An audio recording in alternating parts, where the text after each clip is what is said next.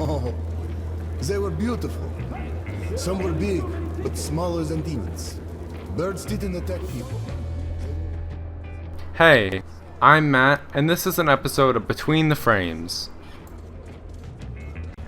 Games are always trying to sell the experience of being in a believable world.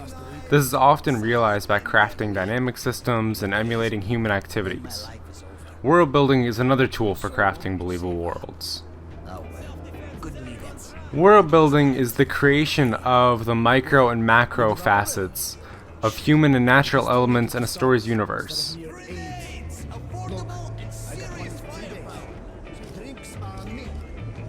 The world building can be as complex as desired. The key is internal consistency. World building supports the story and plot. It creates extrinsic motivations and stakes to the player, providing context for the players' and characters' actions. Get the officer!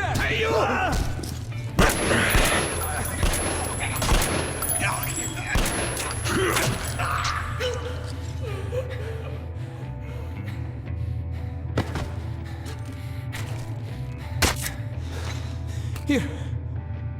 You keep the knife. Keep it.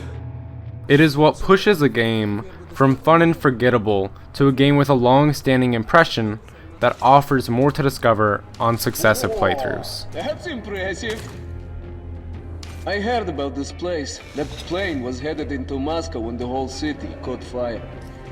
The building where it crashed, that's the entrance to the theater. The ice is still... World building is often organized into elements. For Metro Redux, the prominent elements are geography, ecosystems, and cultures. For the world building to strengthen the story, these elements should align with the mood or themes being explored. Geography is where most world building begins. It sets up the scope and scale of the story and the world it inhabits.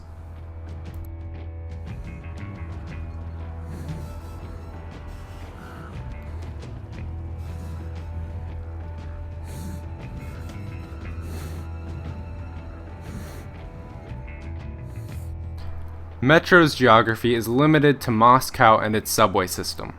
At its core, this is a world of isolation punctuated by pockets of humanity.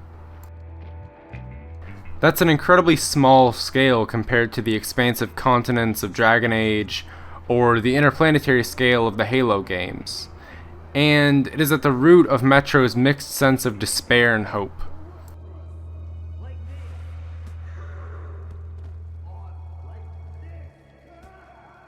Ecosystems rise out of the geography. They are the animals and natural threats that populate the world. In Metro, radiation isn't the only issue. The ecosystem is violent, constantly threatening to eradicate the human survivors. There are massive packs of animals, both on the surface and prowling the metros.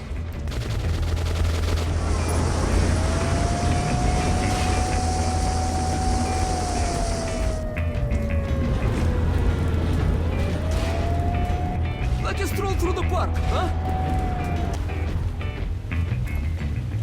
On the other hand, the presence of an ecosystem indicates that life can still thrive, a pinch of hope amid the danger.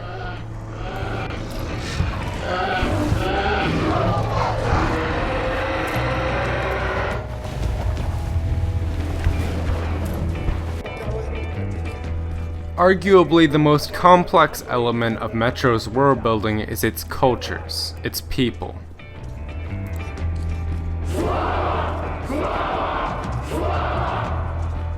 There are dominant organizations and governing structures that both divide and unite areas of the Metro, their ideologies permeating the atmosphere of the stations under their control. But don't worry, I got your back. Because we are what? Musketeers! All for one, and one for all. But you're... For your help. No medkits. Metro's economy uses military-grade bullets as a form of currency, which is a really fascinating measurement of value. Salary for this month.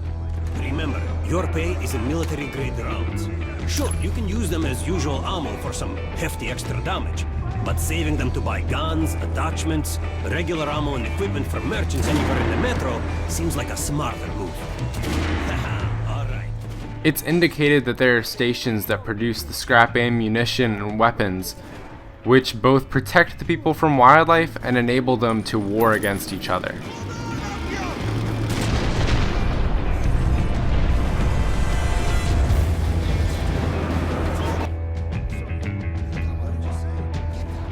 The populations are isolated into subway stations, some in poverty, some in prosperity, depending on who controls their resource allocations. Above all, though, the stations are consistently places of hope and a reminder of the resilience of humanity.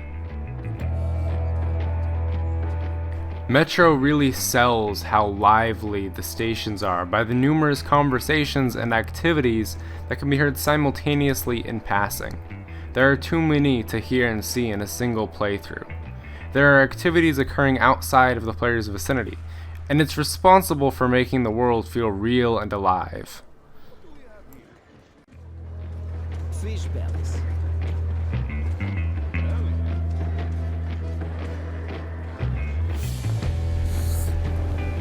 So all of this is very fascinating, but how does that actually help build atmosphere? There is a consistent theme and mood in each element of world building in Metro, a twisted sense of despair tempered by a twinge of hope. The player will experience this in every facet of the world, and through that consistent exposure, begin to feel it bleed from the game. As they become more invested and immersed, the game's world leaves its mark.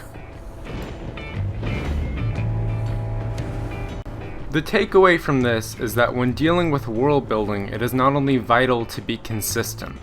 You should also ask yourself, how does this contribute to the theme and mood of the story?